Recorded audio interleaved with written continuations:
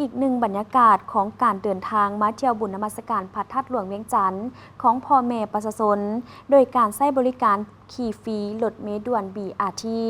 ซึ่งเห็นได้ว่ามวลชนให้ความสนใจในการขี่รถเมล์ด่วนเป็นจำนวนหลงหลายติดตามได้จากจนภาสิหราชรายงาน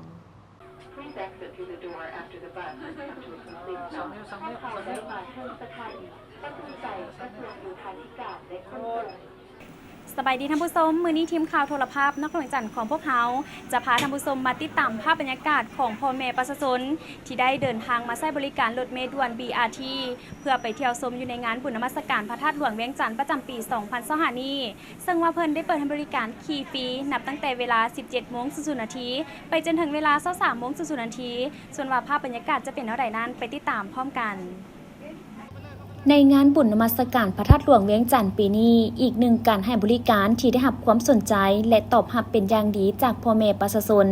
ในการเดินทางมาท่องเที่ยวในงานบุญนมัสการพระธาตุหลวงเวียงจันทร์นั่นก็คือการให้บริการของรถเมล์ด่วน BRT ซึ่งได้เพิ่มความสะดวกสบายในการเดินทางและประหยัดเวลาทั้งช่วยลดผ่อนความแออัดในท้องถนนอีกด้วยดังนั้นในวันที่ 3 พฤศจิกายนนี้ทีมข่าวโทรภาพนครหลวงเวียงจันทร์จึงได้มีโอกาสลงไปเก็บภาพบรรยากาศของการให้บริการรถเมล์ด่วน BRT และยังได้สัมภาษณ์ผู้รับผิดชอบเวียกงานดังกล่าว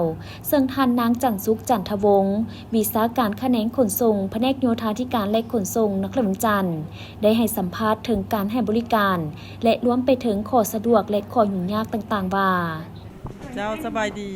ข้าพเจ้าจันสุขจันทวงศ์อยู่แขนงขนส่งแผนกโยธานครหลวงข้อสะดวกขอว่าก่อนเนาะเพราะว่าเป็นข้อสะดวกให้กับประชาชนในการเพิ่นจะนำใช้รถบริการมวลชนนี่แล่นไปเที่ยวบุญท่านหลวงก็คือพวกเขาบริการฟรีเนาะและข้อยุ่งยากก็มีอยู่บนว่าเส้นทางเขามันยังมีรถบรรดามวลชนหั่นน่ะยังบ่เข้าระเบียบเทื่อบางเทื่อสายทาง BRT ก็ยังมีรถมวลชนหั่นน่ะไปขี่สับสนและเฮ็ดให้รถ BRT เฮาจะมี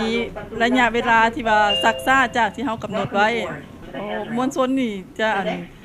ดีใจหลายแล้วก็ให้การร่วมมือเนาะตามระเบียบมันแหละเวลารถจอดสถานีเขาจะขึ้นตามสถานีที่เฮาระบุไว้เห็นน่ะอันนี้แม่นเพิ่นกำหนดวันที่1หาวันที่5ก่อนเนาะเฉพาะบุญทัดหลวงหลังจากบุญทัดหลวงแล้วเพิ่นจะมีแผนแล้วก็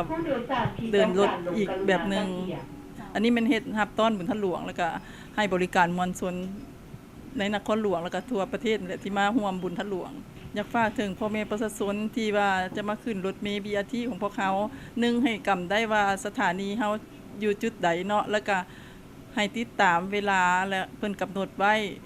และส่วนว่าบอนจอดรถที่ว่าเพิ่นจะมาเพิ่นจะมีแผนอีกกำหนดไว้ให้พวกท่าน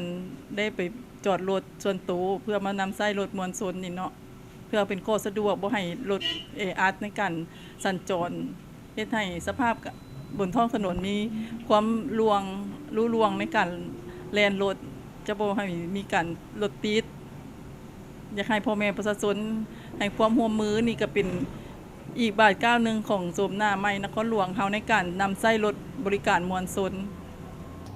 พร้อมนี้ทีมงานข่าวของพวกเขาก็ยังได้สัมภาษณ์ถึงความรู้สึกของท่านนางพรทิพย์ประชาชนผู้ที่มาใช้บริการซึ่งเพิ่นบอกว่าเป็นครั้งทำอิฐที่ตนเองได้มาใช้บริการรถเมล์ด่วน BRT เพราะรู้สึกว่าการเดินทางสะดวกสบายหลายขึ้นแอร์เย็นรถก็ขี่สบายกว้างขวางรู้สึกปลอดภัยและการเดินทางก็ประหยัดเวลาหลายขึ้นน้ำอีกเจ้าสบายดีเนาะข้าพเจ้าชื่อว่าพรทิพย์บุภาศิริเนาะเฮ็ดเวียกอยู่มศคณะอักษรศาสตร์เจ้าแม่นละการขึ้นรถเมล์ตัวนี้แม่นเป็นครั้งทำอิฐเจ้าโอ้มีความรู้สึกแบบว่าสะดวกสบายดีแล้วก็แอร์เย็นเจ้าแล้วก็ทุกอย่างก็งามหลาย เจ้าการบริการอยู่ถึงรถเมล์เพิ่นก็โอเคเพิ่นก็ให้ความสะดวกแก่ผู้โดยสารว่าให้นั่งบ่อนใดเนาะจัดแจงอย่างเป็นอย่างดีเลยเจ้าโอ้เจ้าคันถ้าเปิดไซต์บริการแห่งยินดีเลยเนาะเพราะว่าเที่ยวการทุกมื้อเจ้า แต่ตลาดเช้าไปหามอซองสินะเนาะในการเฮ็ดเวียกสิแม่นสะดวกเจ้าฮักจะบริการจะขี่เป็นปกติเลยเจ้า สำหรับการให้บริการรถเมล์ด่วน BRT นี้แม่นเพื่อรับใช้การเดินทางในงานบุญนมัสการพระธาตุหลวงเวียงจันทน์ซึ่งเพิ่นได้เปิดให้บริการขี่ฟรีตั้งแต่วันที่1 พฤศจิกายน 2025เริ่มแต่เวลา 17:00 น. ไปจนถึงเวลา 23:00 น.